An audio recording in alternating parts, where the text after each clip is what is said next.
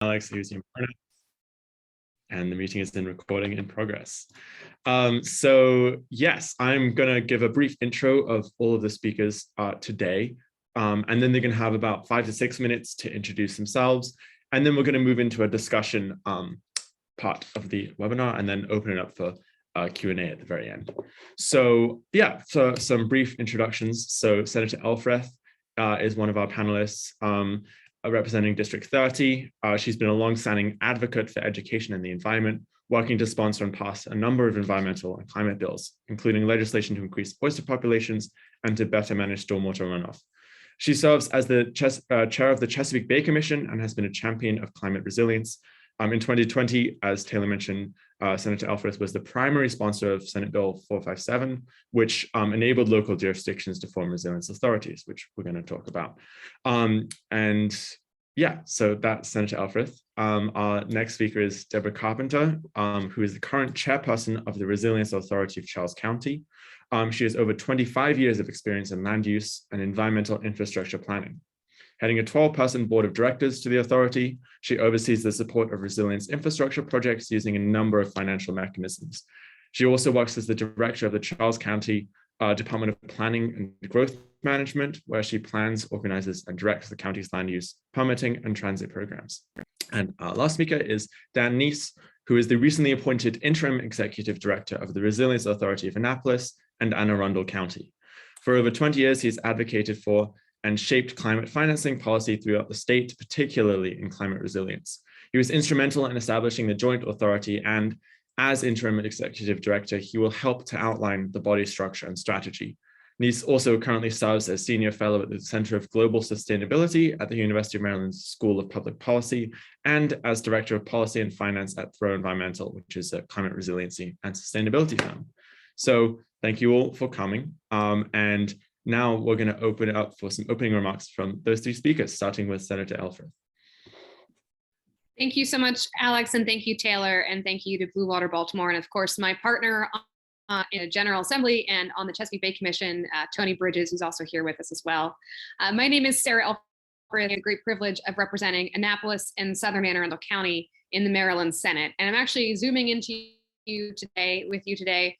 Not from in district. I'm actually on the opposite side of the Bay Bridge. I'm in Stevensville for the Forever Maryland Conference, talking about the state of the Chesapeake Bay and the work we have ahead of us. And I think I'm going to start there. I was asked to kind of set the stage. And the conversation we just had in the ballroom was a lot about the challenges and opportunities we have ahead of us in terms of Bay health and environmental sustainability. And a number of the challenges, equity, population growth, and of course, climate change, we have to view from a new perspective. We have to prepare ourselves to have the tools necessary to actually make a difference. And so with that in mind, a resilience authority is one of those tools that we can use to help prepare and mitigate against the effects of climate change. Now, if I were in district, I would tell you that I live just a block from the city dock, which has tremendous historic, cultural, economic value, not just to my district, but also across Maryland as the capital city. And yet we're seeing over the last few years, 50, 60 days a year of nuisance flooding, sunny day flooding, that is really threatening, again, those small businesses, those historic structures, those family homes, and it's only going to get worse. We know the challenge is only going to continue to exacerbate.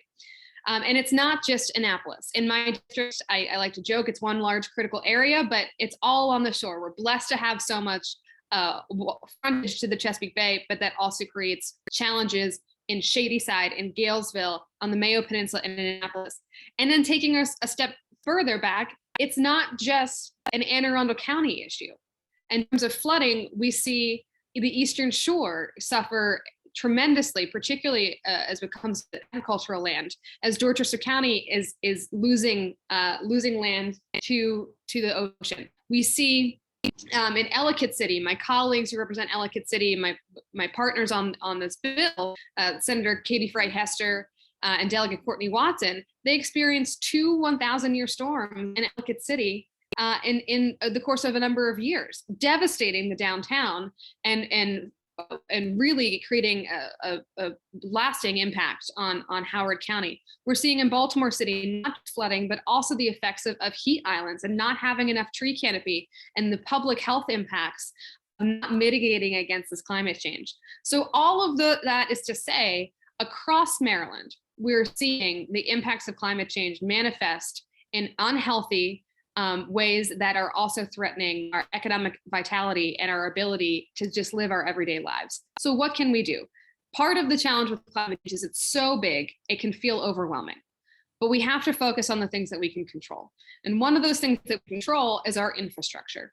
And this is kind of before infrastructure was sexy. Now I feel like Congress in DC made infrastructure interesting. But pre-federal infrastructure bill, we started talking about this in the City of Annapolis and Anne Arundel County as what can we do to prepare our infrastructure for what we know will be rising seas.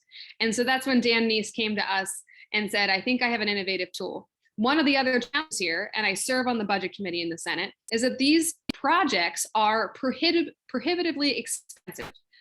Particularly for a municipality or a county that doesn't necessarily have the debt capacity to take on the ability to pay for these infrastructure projects. So our solution is to create resilience authorities, or the ability we enabled municipalities or counties, independently or jointly, to create these resilience authorities across the state.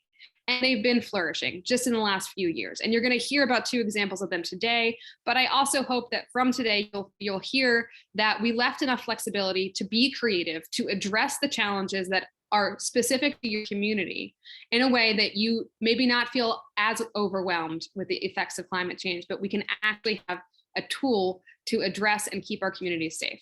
And so with that, Alex, I'll turn it over to Deborah, who was the first out of the gate. Charles County beat Annapolis and Anne Arundel County to forming the Resilience Authority, and we're excited to learn from their lessons. Great, thank you, Senator. And as she expressed, the state provided the enabling legislation and guiding policies, but also a good bit of flexibility in the implementation. So you're hearing from Charles County, Anne Arundel / Annapolis authorities today, but we're different. How we set up our authorities is different. Our priorities may be different. Our approaches may be different, and that's okay. In fact, it's beneficial, allowing the authority to have the greatest impact in the areas and for the citizens they serve. As for Charles County, the General Assembly passed the enabling legislation in 2020, and we officially established our authority on December 8th of that same year. And an independent board of directors was appointed February 23rd of 2021. We chose to pull from a broad pool of expertise throughout the state. Our board consists of, and it is written right into our bylaws, 1 to 2 members of the Charles County Government Executive Leadership Team, 1 member of a Charles County municipality, 1 member of the business community, 1 ex officio member of Maryland State Government, ideally from MDE, MES, MDOT, DNR, or MEMA. Currently, Dr. Charles Glass, Director of MES, serves on our board. 1 member of the banking and finance industry, 1 member representing agriculture, 1 ex officio member from the climate change science community, and currently that is Dave Namazi, who is Chief of Staff to University of Maryland Center for Environmental Science, and 1 or more members who are citizens of the county. The board meets quarterly on the first Thursday of the month. In fact, today is a meeting at 4 o'clock today. All meetings are available to the public live. It is virtual, and the link is available online along with all of our agendas and minutes and supporting documentation. We are in the process of hiring an executive director. Staff is provided by the county and includes our climate resilience and sustainability officer and legal counsel. We also provide to the board. We polled the board on priorities. Their top 3 will probably not be a big surprise to you: stormwater, water, and agriculture. And we intend to create a strategic plan to guide the framework for short and long-term actions. In January, we began our first project to begin addressing stormwater concerns. Charles County is fairly flat, surrounded by water, and has a high water table. So, it didn't take a rocket scientist to deduce we have some stormwater problems, right? So a lot of these issues are on private property, though. And according to our code, if a stormwater issue is on private property, the property owner is responsible to fix it. However, they often can't. These are often older subdivisions that predate the regulations. They have old and or inadequate or poorly maintained infrastructure, creating large sinkholes, undermining trees, driveways, roadways, structures, and causing excessive flooding. Therefore, every time I hear this pitter patter of little raindrops, it's not a comforting sound to me. It leads to many phone conversations with upset citizens that want government to fix their problems. And unfortunately, we have no authority to do so on private land, and it's extremely expensive. So enter the authority. It was a great opportunity for us as a way that we might be able to help get these things done. But of course, we would only fix these problems if we can acquire the easements to take over the maintenance, and we can make sure that maintenance is good on these infrastructure items in perpetuity. But we had to figure out where to start. So we have a list of about 100 neighborhoods that predate stormwater regulations and that have known problems. So the first question was, which one do we do first? Because everybody thinks their issue should be number one. So how do we decide? So we devised the prioritization project. It started in January, has 3 phases. The first one is the exploratory phase, and it is data gathering and field work. We are currently doing that. The second phase is the predictive phase, and that involves creating a suitability model that takes into account up to 10 criteria and weighs them. I'll circle back around to that in a moment. The third phase is a dashboard so we can ensure transparency to the public. Included in the criteria are severity. So how bad is it? The cost to repair, are we talking thousands or are we talking millions? Are there co-benefits? Can we get MS4 credits? Does it happen to be in a place where mitigation is going to benefit not just the county, but also a town or the state, so that we can look at cost share arrangements? But one of the most important criteria is equity. We plan to address that using the Social Vulnerability Index from the CDC. So why is that important? Because some neighborhoods that have severe flooding problems might have other issues. They might have no cost share opportunities. They might have no HOAs. They might distrust the government. There might be language barriers. They might be unlikely or unwilling to give us access to their easements so that we could take over maintenance. And if you look at those neighborhoods that are likely to have these issues, they are generally poor with more racial and ethnic diversity. Historically, though, I believe, perhaps naively, that often it was not done in a malicious way, the government decision on where to act came down to money and expediency. What can we get done quickly using the least amount of money? Today, however, we need to be intentional about overcoming those challenges. So the next steps for this project are to complete the prioritization, acquire the funding, and then move us into design, engineering, and construction. And that's what we've been busy doing. And I will hand it over to Dan. Thank you, Deborah. Again, my name is Dan Neese. I am the interim director of the Annapolis and Anne Arundel County Resilience Authority. I've had the pleasure of working with all 3 jurisdictions that are part of this conversation today, obviously Annapolis and Anne Arundel County, but also Charles County, and have been had the privilege of being part of the conversation for the past few years about what this new tool can do. We all owe Senator Elfreth a huge gratitude for getting this through and allowing the enabling legislation to go through. But most importantly, now local governments are taking advantage of that enabling legislation and doing something with it. And that's a very gratifying thing to see. So a couple times already it's been mentioned that every community is different. And in Annapolis and Anne Arundel County, we're bringing together, quite honestly, 2 very different communities to develop an institution together, and that is Annapolis and the county itself. I was asked to be the interim director along with and be working in partnership with my colleagues at Throw Environmental to establish the center that was enabled again through the state legislation, and then the county and city passed legislation that established the authority.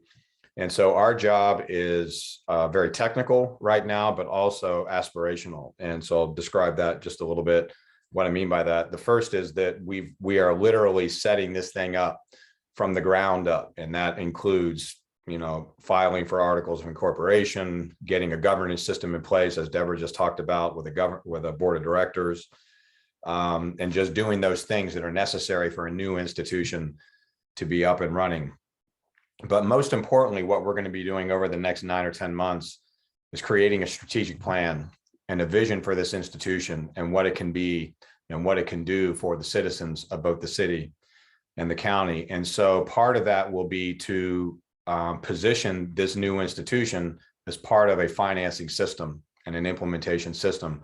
Senator Elfreth talked about some of the challenges that all of us are facing. What makes Maryland so great is one of the things that makes Maryland such a challenge, which is its relationship to water, and the profound impact that climate change will have on communities all across the state.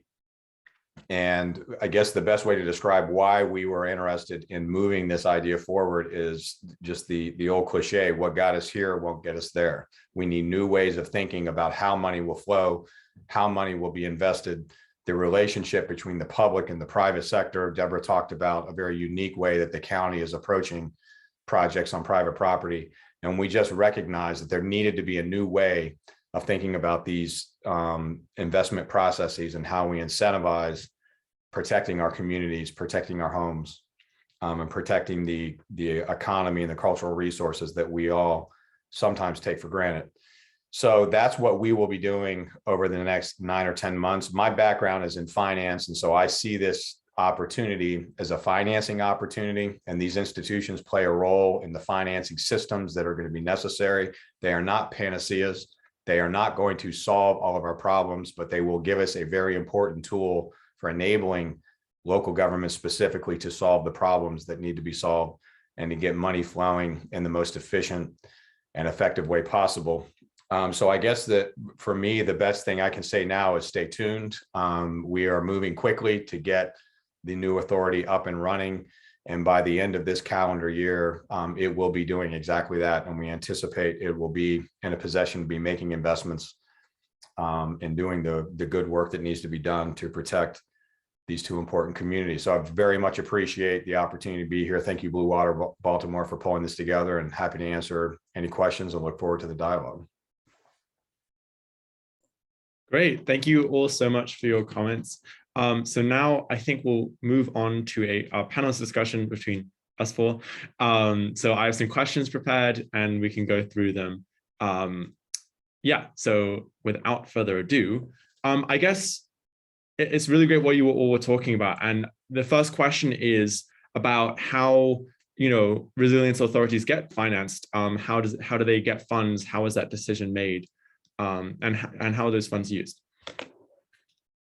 So opening up to any of you to start.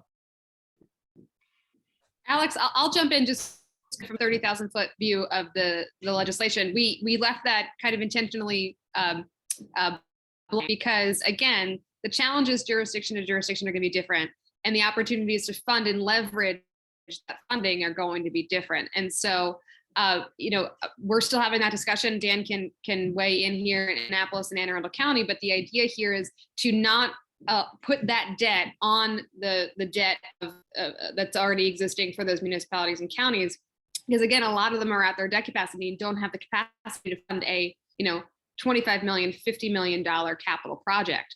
But how they leverage the funding through whatever funding stream they choose is what's key. Now, that is not to say we're not giving folks, a blank check here to do what they will. We still put in the legislation accountability measures and reporting measures back to the General Assembly so that we're ensuring that, no one gets in, I was going to say over their heads, but that's too much of a pun for the water issues we're talking about here, but to make sure that everything is still being done, fiscally responsibly moving forward. And that way also the reporting is going to help the General Assembly leaders there understand how each of these authorities are working and, brainstorm and kind of cross-pollinate what's going well and what we can learn from one another. Yeah, actually, you very subtly asked two questions there, Alex. You asked where the money was going to come from, and then at the end of your question, you said, and how will it be spent? That basically sums up what these resilience authorities will do. And so the answer to those two questions is the description of what the institutions will be. I would actually suggest that the strategy for developing these systems was to answer the latter first, which was to say, what can, assuming money is in place, what can these authorities do that will benefit local government specifically and the communities that those local governments serve? And that to me is the most important part of this, because what we need to be able to do is demonstrate to the citizens, the residents, and the businesses of the communities across the state that money is being invested in the most efficient and effective way possible. So as Senator Elfreth said, ensuring that these investments are not providing undue burden on existing debt capacity and the full faith and credit of the communities that are needing this help. And so that's what these authorities can do. They can create unique partnerships. They can create unique financing systems. And just to be clear, that the authorities are part of this financing system, which also includes revenue flow, mechanisms for ensuring cash flow and debt financing and investment upfront with payment later, procurement systems, tracking projects, all the things that go into making money flow efficiently and effectively. That's what they do. But the real big question everybody wants to know is, where's the money going to come from? And the answer to that is as diverse as every community that is going to put one of these programs in place. And within those communities, it's as diverse as the projects that these authorities are going to support and fund. There are any number of types of revenue streams that communities can look to and potentially leverage. Some of them are going to be grant-based programs. We live in a very interesting time right now with the passage of the infrastructure law and what that means for communities when it comes to resilience and infrastructure finance. There are opportunities of leveraging private capital and identifying market-based investments into the assets within communities that we've really, as a broad community, not done a very good job of taking advantage of. There are times, as is the case, for example, with Charles County, and I don't mean to speak for you, Deborah, but Charles County has identified opportunities for neighborhoods and citizens to actually work with the government and actually help pay for projects on their property. And that's obviously something that could be done through these authorities. So the answer to your question, Alex, is the money can come from virtually anywhere. And it's a question of what works best for the communities that are putting these authorities in place. I agree. We're lucky in Charles County that our Board of County Commissioners has made climate change and addressing it a priority. And so our Resilience Authority received $100,000 in the first year it was formed in our county budget. Another $100,000 is put in for FY23. And anybody who's in this kind of work knows that's not going to fund a shoreline stabilization project, that those run in millions. So this is just seed money to get us started, but they've also taken the ARPA funds, 10.7 million, and set them aside to help pay for some of these stormwater projects that are coming up specifically. But to go back to what Dan and Sarah both said, it is diverse. The advantages of an authority are that they can have their own procurement policies that are outside of what government has. They can explore creative solutions. They can look at P3s. They can look at pay for performance models. They can look at all these innovative financing strategies that, quite frankly, make government finance departments a little twitchy, because we're usually pretty conservative, right? And rightfully so. We are entrusted with the taxpayers' money. A nonprofit has the ability to explore more creative options, and that is a powerful tool when you have these projects that are really expensive to fund.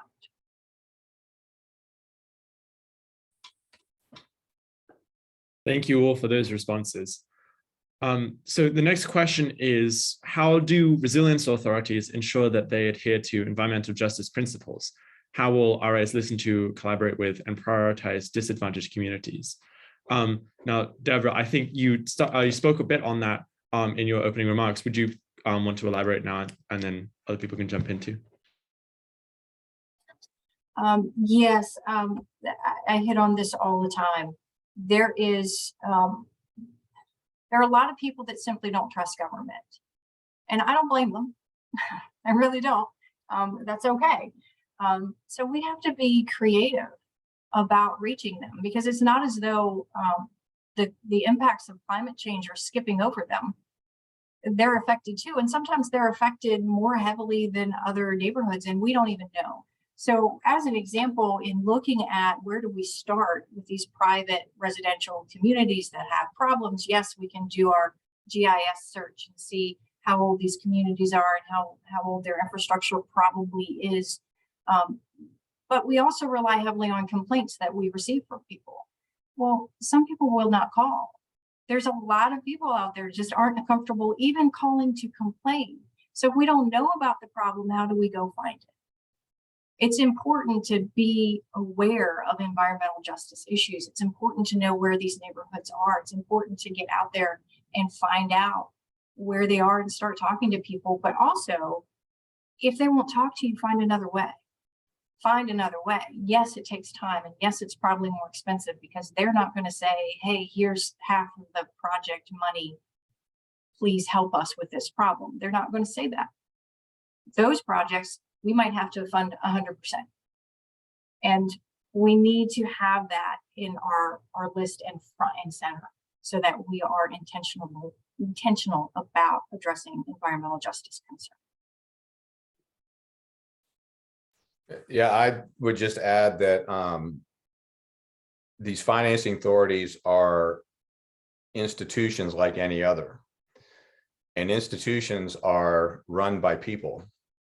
And these authorities can continue to disinvest in communities that have been traditionally disenfranchised from the financing process, or they can proactively try to change that. And that will be entirely up to how the organizations are developed, how they are governed, and the bylaws they put in place, and all of the things that go into institutional development and implementation. And so I guess it's a little bit of caution here, which is these institutions will reflect the ideals and the ethics and the morals and the normative systems of the communities they represent. And so I would suggest that we're in a pretty good place now, because we're asking this question, and it's at the top of the list of the things that we're talking about.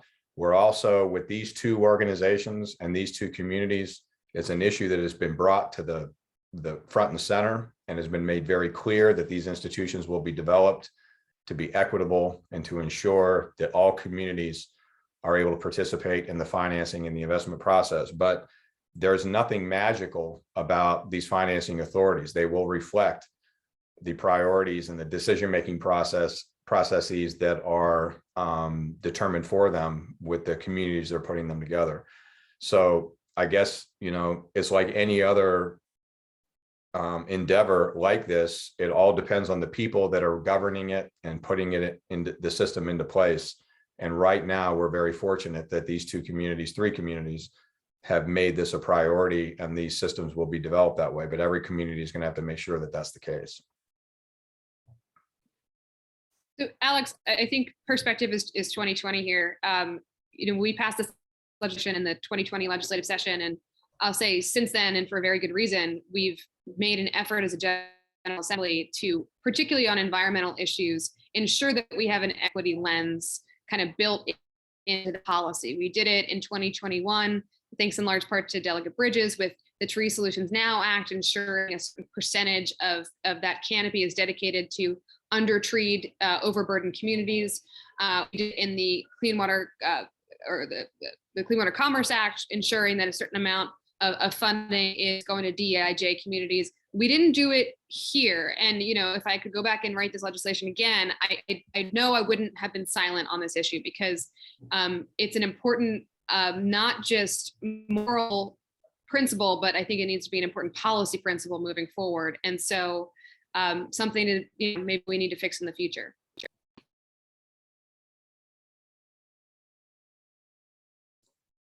Yeah, thank you for that.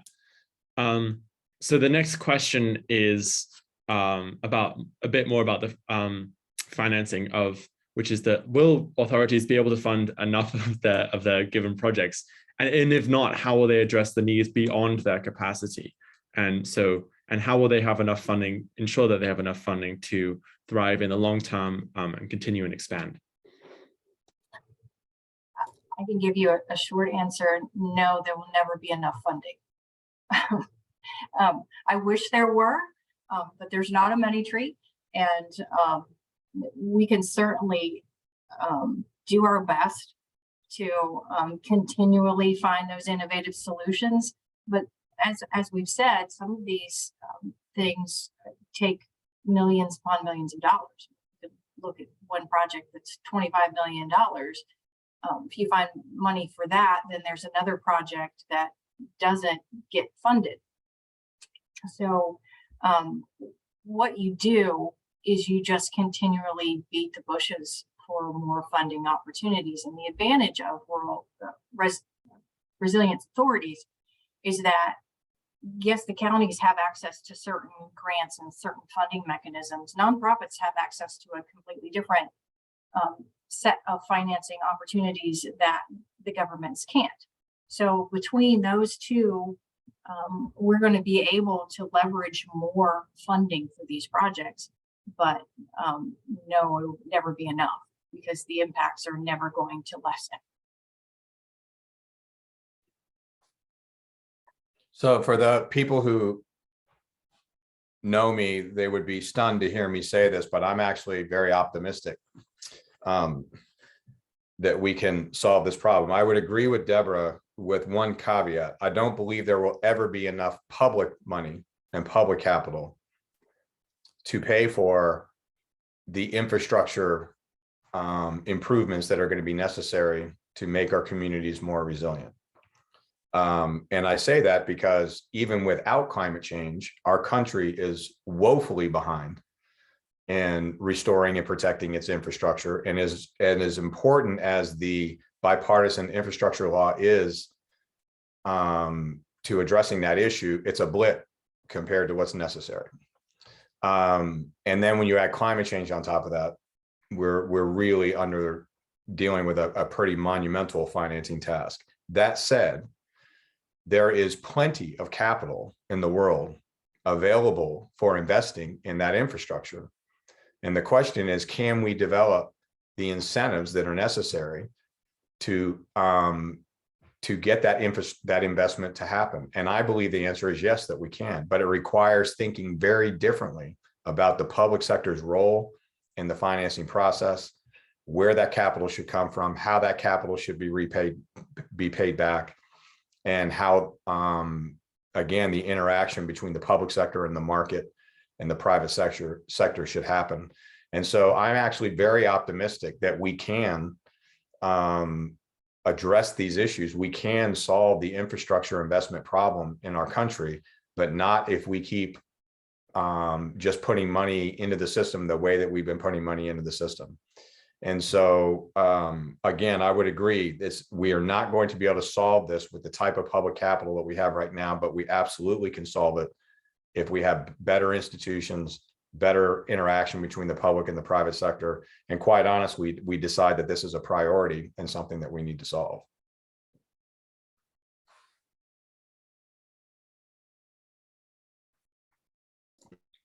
Thank you. And Dan, I appreciate your optimism on these projects.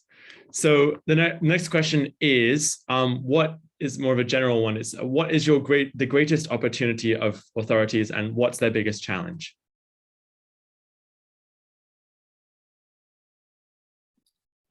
I'll say one of the biggest opportunities, I think, is how, if all things go well, how visual and visceral these projects are going to be for people. It's not a pie in the sky policy mark. It is a physical infrastructure development that is going to, fingers crossed, mitigate sea level rise or mitigate heat island effects or mitigate flooding. So I think from a public policy, I'm excited that people are going to see the effects, firsthand in their communities, which is, in politics kind of rare. So I'm excited for that. Challenges are infrastructure projects take much longer than any of us like them to.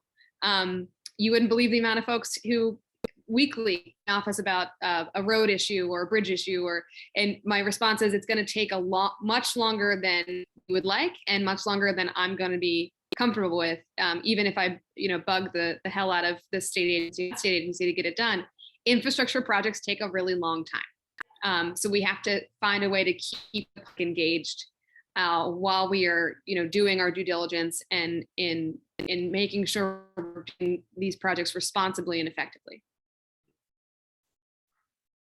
Yeah, I would say ditto. I agree with Senator Elfreth completely that the opportunity here is in the physical nature of what we're talking about. We're talking about actually investing in infrastructure that benefits everybody and the entire community. And we're going to see the physical manifestation of what we have been dreaming about in resolving this issue. And that's a really great place to be, and very excited to see that. And I think it's a big opportunity. And I agree with you, Senator Elfreth, about the concerns, which is infrastructure takes a long time. And the problem with that too is, by the way, that the beginning of the infrastructure development and financing process is ugly and messy, right? So things got to get worse before they get better. And that's often a problem especially for local governments. But I think there's also the big concern that I have is more maybe normative in nature, and that it is so much easier from a human nature perspective to stop things from happening than to make great things happen. And we're already starting to see this pop up on this particular issue, that it's a whole lot easier to stop these types of innovations from moving forward, and to stop physical projects from being put on the ground, because that feels like progress to us sometimes. And that concerns me, because we're running out of time. This is an issue that is, every time we get more science around what's happening to our world with climate change, it's never, by the way, we never see a report that says, oh, it's not as bad as we thought, right? It's never like that. It's always, oh, well, what we thought was going to happen in 2050 is happening tomorrow. And we're running out of time. And while it's important to be skeptical, we should always be skeptical. We should be skeptical with the idea of moving good ideas forward and trying to advance innovation and ingenuity. And so that always concerns me. And I'm hopeful that with these two institutions, with continued leadership of Senator Elfreth and her colleagues in Maryland, that we can get past some of that. But that really does, that's, if there's a thing about my job that keeps me awake at night, it's that. I could give you the standard answer, which would be the great thing that I see about resilience authorities is that opportunity for innovation and creativity and financing and getting infrastructure done and all that. But boots on the ground, just having been doing this since we formed, is the conversation. It puts climate change in front and center. I've had so many wonderful opportunities to talk to our citizens, from citizens groups to environmental groups to, I was talking to a farming group this morning. And this is front and center now. And yes, it's front and center in the national perspective, but I'm always reminded of our climate resilience officer was speaking to a citizens group. We have a citizens academy, and we were explaining how things were going. And one of the feedbacks we got was, take it out of the theory of the world and international. Let's talk about what's happening in my backyard. And that's what these allow us to do. It's real. It's not a debate. It's not political. It's, let's talk about the flooding in your backyard. Let's talk about the size of that culvert and that pipe. And yes, we can make change happen on that level, and it influences change on a broader scale. So it kind of flips the script from big, broad, and this is what you shall do, to, hey, let's talk about your real life impacts and how we can help you. And that conversation is so valuable to getting things done. Absolutely. And so next question is more directed at Dan, which is that Could you share more about why the Annapolis and Anne Arundel County Resilience Authority is a joint authority? Why was it set up that way? What are its advantages and drawbacks, and would you recommend it?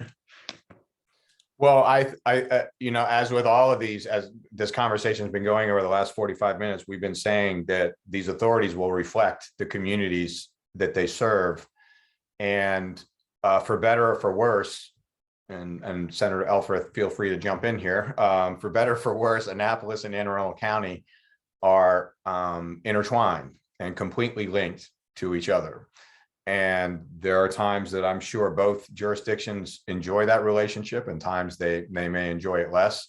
But it was hard for any of us to imagine an institution like this that would be more efficient to have an authority in Annapolis and an authority in Anne Arundel County. I don't know anybody who we talked to about this thought that would have been the more efficient approach. It was genuinely about efficiency, that it made more sense to bring these two organizations together. So that's the primary benefit. It's efficiency and continuity of culture and resources and how these communities view their place in the world with each other. The challenge is it's two completely independent jurisdictions, and that always is going to create challenges. I have worked with these two communities for a long time.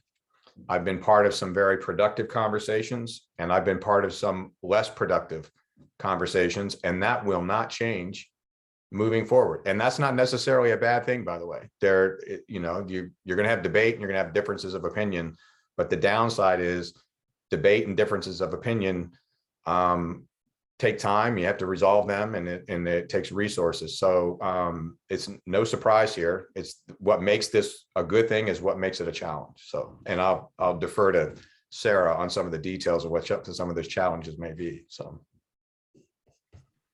Oh gosh. Okay. Well, you were very diplomatic, Dan, and I will follow your lead. I think the opportunity here is we had two executives who are equally passionate, our mayor and our county executive, about tackling climate change and preparing our community for what we know is to come. So that alignment made it easier for us. And then also, just longevity of it. Our mayor was just reelected, but, all of us at the state level face reelection in November. So ensuring that this is not just a movement that's going to last in Annapolis, but, through the next county executive as well, and keeping it as a policy priority for the county was also very important to us. And again, back to the flexibility of the state enabling legislation, this made sense in our particular community. We also didn't want, there's 157 municipalities in the state. We didn't want anybody to feel like they were on their own when they all face very different challenges. We wanted to make sure that they could have the flexibility to form their own, or if they didn't feel like they could do it alone, they could join up with somebody else. And so again, it's about that flexibility and the creativity of whatever policy choice makes sense for a community. And I would just add one final comment on that almost as a rule, finance likes scale. And it doesn't mean that each project has to be really big, but if you can figure out a way to bundle activity among multiple jurisdictions, you create scale. Money likes that, and it creates lower cost of capital, potentially more efficiency. And so that's what I meant by the efficiency of it. And so any of the barriers that may come with having multiple jurisdictional approach would be overwhelmed by the advantages of that efficiency. Thank you. So now we're going to move it over to some audience questions. And so I'm going to ask a question from Rebecca, which is, could you apply the Justice 40 initiative to the allocation of funding to address environmental injustice as is being discussed?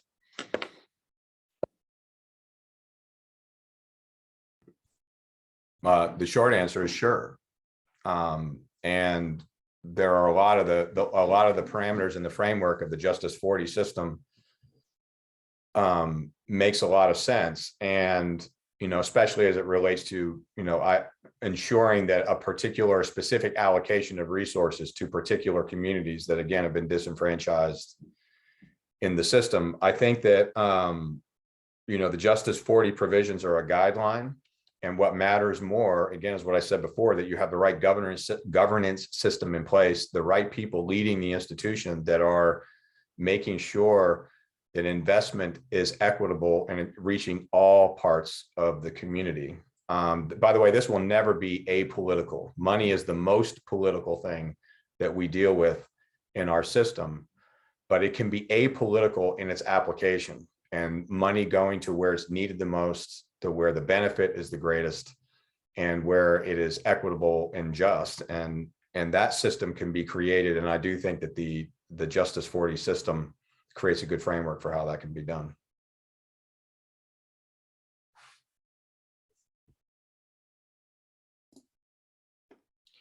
Cool. Okay, so next we have Jen. So Dan or Deborah, could you provide a theoretical example of a financing mechanism that may support an expensive resilience solution in a low-income community?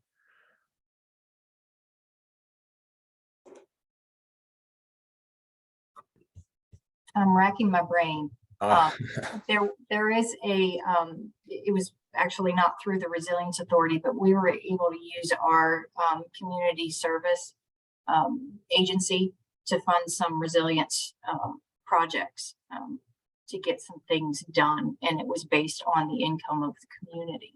So that's an avenue, looking at DHCD funds, because a lot of the criteria now are incorporating resilience and environmental justice concerns and income into the possibility of these funds that weren't there before. Yeah, so Jen, I would, I don't think it's necessarily hypothetical. I'll just lay out what we believe the strategy, the revenue strategy for these authorities should be. The first of all, they should be very diverse. So the first thing that we would suggest the communities do is identify the free money and the low-hanging fruit. There's a lot of money flowing through the infrastructure bill right now, and a lot of opportunity there. But the main thing to remember with the revenue system for these authorities is it needs to be diverse. It needs to be resilient. So if you look at the framework of resiliency, one of the most important things a community needs to be resilient is to have redundancy. Now, somebody who does financing for a living, the term redundancy scares me, because in financing, redundancy often means inefficient because you have multiple places doing the same thing. But with resilience, it actually makes a lot of sense, and that you don't rely on any one particular thing. And so the problem that we have when we just look at financing from a project financing perspective, we say, okay, what are we going to do to pay for this parking garage? Or what are we going to do to pay for that flooding problem? And you identify a particular revenue stream to solve a particular problem in a particular place. The problem is that doesn't aggregate up efficiently. So what we're suggesting is have a broad revenue system that is diverse and is redundant. And so it would include grant revenues. It is some point in the future in some communities going to require certain types of taxes or certain types of fees. It would require looking at all of the assets within a community and identifying where those assets could create market-based revenues, which is a huge untapped opportunity within the resilience world. And by the way, look into things like urban wealth funds and community wealth funds in Europe, and how they've been able to change how communities and local governments function in the financing process and be more entrepreneurial. So I don't know that there's a particular hypothetical that would be the most appropriately answer that question, Jim, but I would suggest that every community who's interested in this view the revenue system, and this is the great opportunity of these resilience authorities. They're not tied to any particular revenue system, but how could you have a revenue system that is diverse, that is redundant, and that then can move money to those places where the money is needed the most? The problem that we have with the current financing system is often based on capacity to pay as opposed to the need.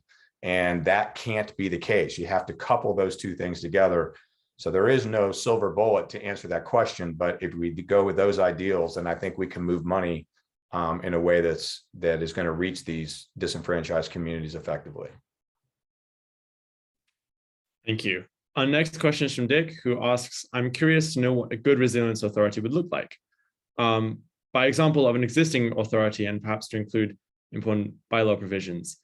So where would the balance be while maintaining an aggressive posture Well, the short answer would be a good resilience authority would be solvent.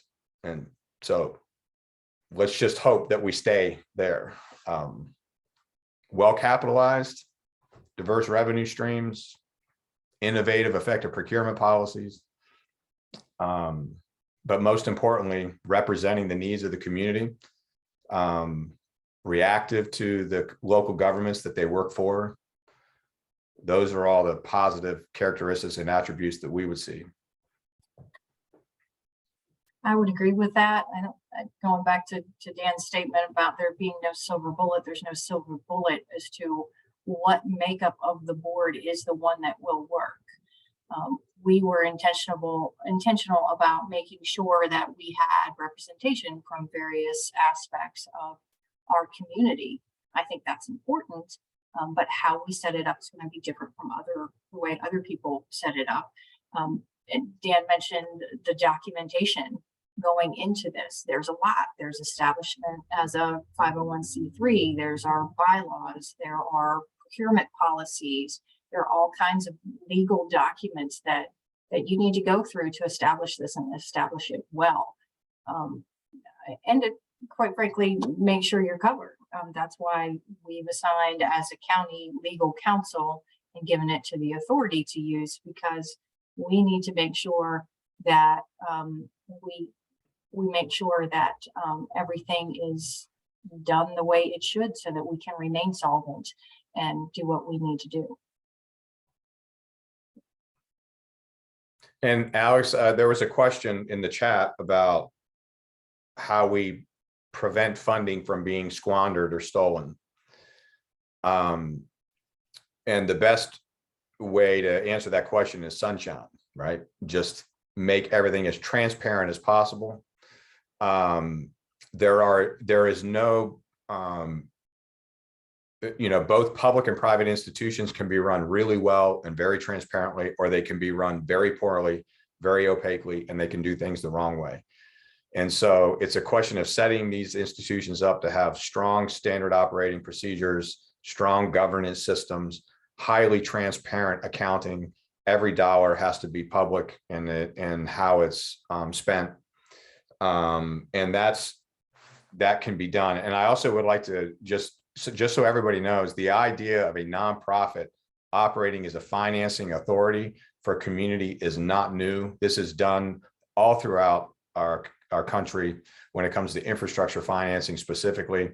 And again, they can be run very poorly or they can be run very well. And that is, it's entirely up to how you set it up, how you govern it, and how transparent you are in the processes that you move forward. And I would just suggest that these two communities have done a great job of making sure that that's happening. And so, this is coming back, Alex, to the very first question you asked. It's not necessarily where's the money going to come from. I would suggest the first question we answer is how are you going to spend that money? And I'm very proud that both of these jurisdictions are taking this issue of transparency and accountability very, very seriously. And I would feel very comfortable if I were a citizen of both communities that this is being done right. Thank you. And it's encouraging to hear that about their transparency. And speaking of which, Tim asked the question of these authorities have more flexibility than government in financing and procurement, but are they as transparent? So are their board meetings subject to Open Meetings Act? And are their contracts and other documents subject to the Public Information Act? I can speak for Charles County. Our board was appointed by the Board of County Commissioners. So yes, they are subject to the Open Meetings Act and the Public Information Act. All of our meetings are online and available. You can watch them. Like if anybody has nothing else to do at 4 o'clock, I know Dan will be there because he's going to join us for our meeting today. But anybody can get on and watch our meetings, and all of our information is online. All of our establishing documentation, all of our agendas, all of our minutes, everything is there. And as I said, part of our project for the stormwater is including a transparency component so that we can have a dashboard so everybody knows what we did, why we did it, and how it came out to be the way it is. And that's how we intend to keep running. To Dan's point, it depends on who's running it, but That's how we're set up. I remember very well when I gave one of my first talks on the Resilience Authority, one of the questions that sometimes hit us between the eyes, right? So somebody said, so where's the accountability for a Resilience Authority? And it took me a while to think about that one, because I'm used to having worked in government for 27 years now. I'm used to the accountability that comes with that. This is a nonprofit, never been in a nonprofit before. So where's the accountability? But it is a funding mechanism, and all the funds that we get, we are accountable to the people who gave us those funds. And so, and to the communities we serve, to be quite honest with you. So we have to be transparent and open about those things.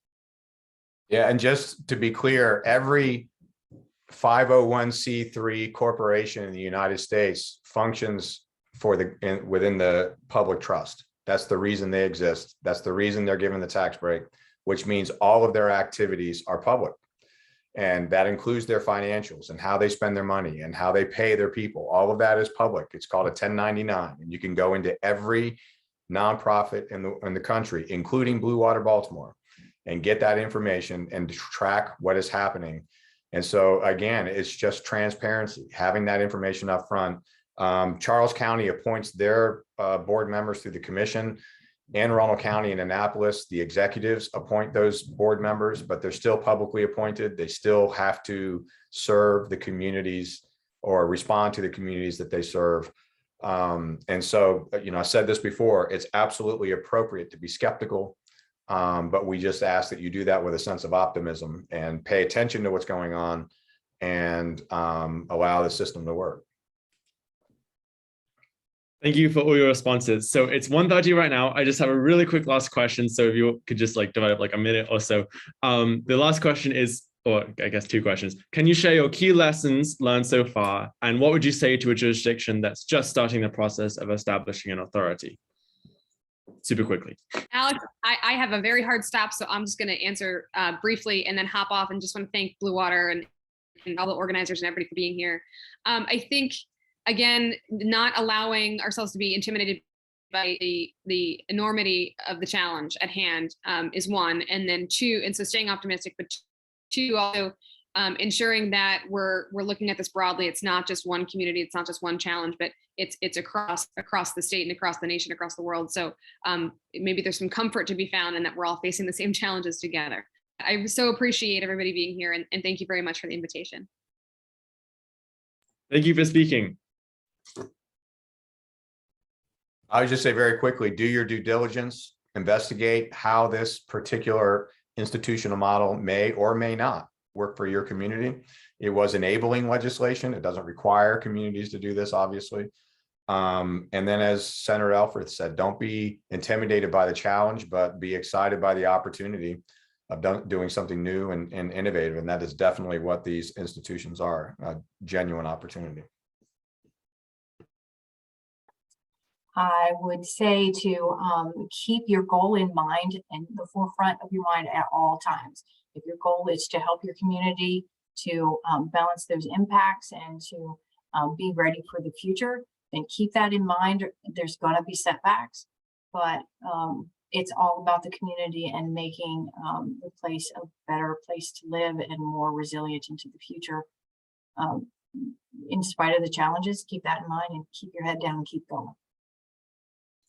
Thank you both for those great answers. And thank you for speaking through this event. Thank you all for coming, and hope you learned a lot, and stay tuned for coming information and ways you can get involved in Resilience Authority work.